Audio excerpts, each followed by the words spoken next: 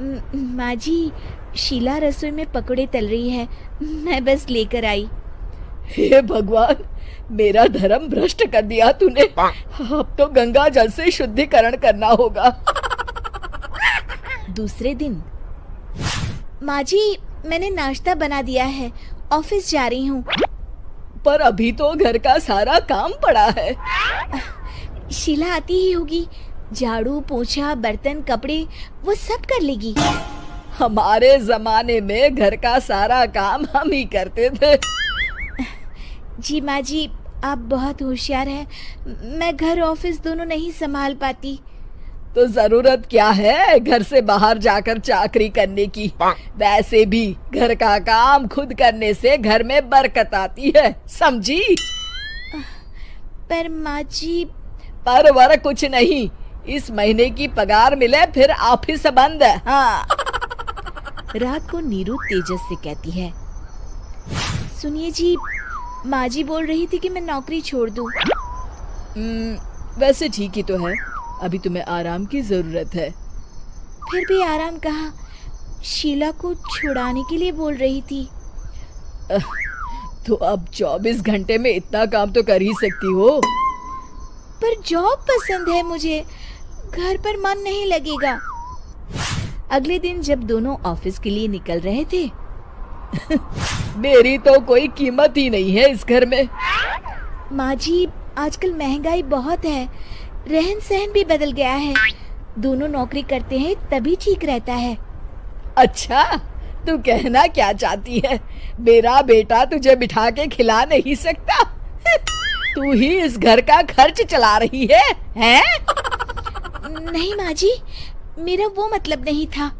मतलब खूब समझती हूँ, ये बाल धूप में सफेद नहीं किए मैंने। हाँ। अब तो ये रोज का काम हो गया था। तेजस भी रोज की झिकझिक से परेशान हो गया था। एक दिन उसने कहा, नीरू, वैसे भी तुम्हें मैटरनिटी लीव मिलने वाली है, तो अभी से ही छुट्टी ले लो। पर क्या, मेरी सैलरी अच्छी खासी है। आखिर नीरू ने रिजाइन कर दिया। जब बच्चा हुआ तो घर में सब बहुत खुश हुए। कुछ दिनों बाद तेजस फाइल देख रहा था। क्या हुआ तेजस, कुछ परेशान लग रहे हो?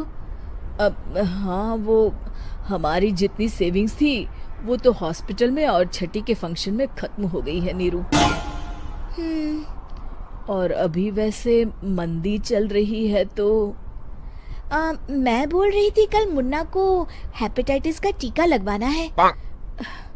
नीरू, क्या पोस्टपोन नहीं कर सकते? नहीं जी, बिल्कुल नहीं। अब तेजस को समझ में आ रहा था कि उससे गलती हुई है। पैसों की कमी का असर घर के माहौल पर भी पड़ रहा था। अगले दिन, बेटा, मेरा चश्मा और ये दवाइयाँ ले आना, पर्चा देते हुए माँ जी ने कहा। जी।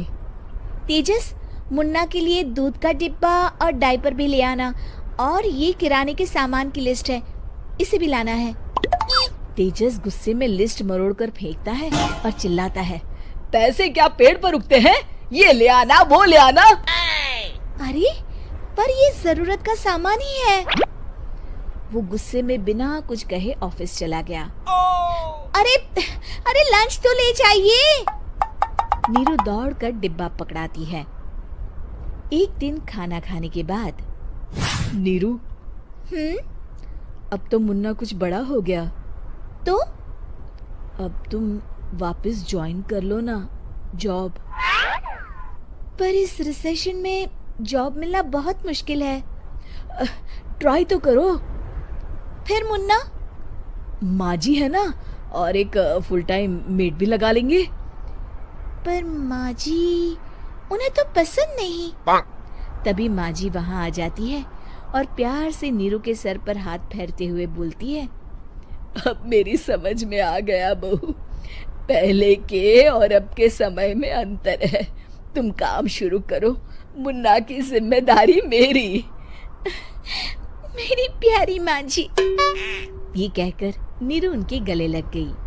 शिक्षा, परिवर्तन संसार का नियम है। हमें भी समय के साथ चलना चाहिए। उम्मीद है कि आपको हमारी ये कहानी पसंद आई होगी। कृपया हमारे चैनल को सब्सक्राइब करें और सभी अपडेट्स के लिए बेल आइकन जरूर क्लिक करें। और हाँ, वीडियो लाइक और शेयर करना मत भूलिएगा। Bye bye.